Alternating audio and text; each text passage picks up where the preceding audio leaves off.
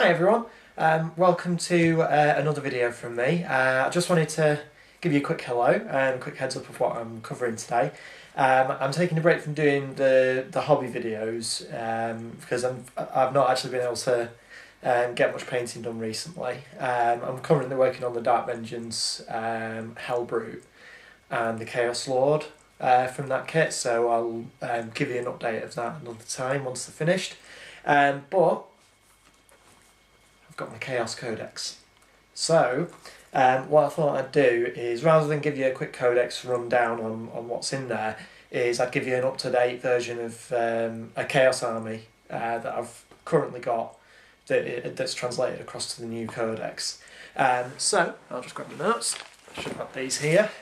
I'll start with my HQ choices. Gone for one of the new additions to the HQs, and I've taken a Dark Apostle, which I've just given a mark of Zinch. Idea with that, 3+ invulnerable save, and he'll join a unit that I'll cover later.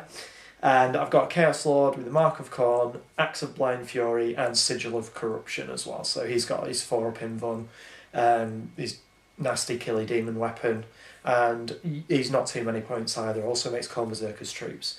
Important thing of this is I've got a Khorne army, despite I probably could do with some other units, but we'll go with Khorne and the Mark of Zinch, and now we can just forget about that. So we'll go over to my troops. Got 10 Khorne Berserkers, just with a power weapon for the champion, no other upgrades for those, and a dedicated Rhino for them as well. Another squad with the same loadout again, and then a third squad of Berserkers. This one's only got 9 in it. With a champion with a power fist and an icon of wrath. Main benefit of that is that it will give them a reroll on the charge distance, and that's the unit that the Chaos Lord will be joining, and they're in a dedicated Rhino as well.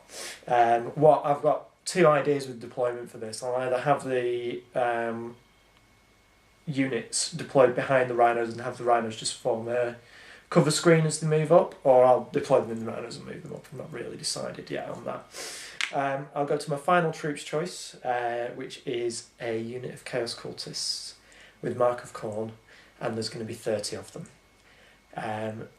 This is the unit that the Dark Apostle will join. After doing a bit of tinkering and having ideas, they're a very squishy unit, but there's 30 of them, and the Dark Apostle makes them fearless.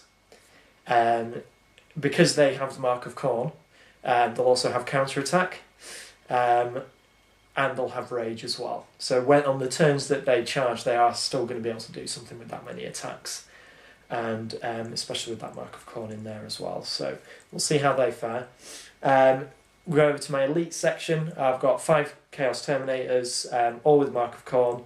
One of them's got a Heavy Flamer and a Chain Fist, one with a Power Fist, and one with a Combi Melter and a Power Fist.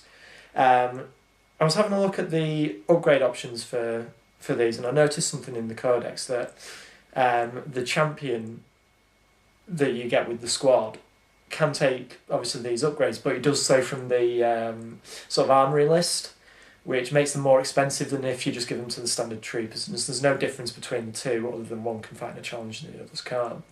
Doesn't really make a difference. I prefer to put them onto the normal troopers. So that's also one more elite's choice. I've got Hellbrute from Dark Vengeance, so I thought I may as well just include that, and it kind of fit the amount of points I had left after putting what I wanted in there. And I've got a Defiler in my army as well, with an extra power Scourge and a power fist as well, so that replaces most of his range weaponry, with the exception of his Demolisher Cannon.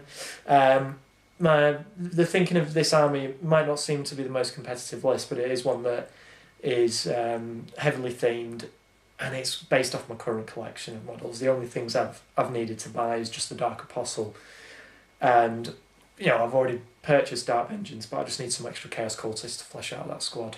So it's not going to cost me too much to upkeep this army and bring it into the new edition, and we'll see how it fares, because not everyone's going to be out there with a Helldrake, because I don't think everyone can afford £41 for a model. If you've got any questions about the army list or any suggestions for it that I've not considered, then just feel free to leave a comment. And just like this video, if you've enjoyed seeing what I will put in an army, as I said, it's possibly not going to be what you would have in a Chaos Army, especially if you're playing ultra competitive, but I would usually go for something that's more themed than competitive in general anyway. So thanks for watching, and I look forward to catching up with you another time. Cheers.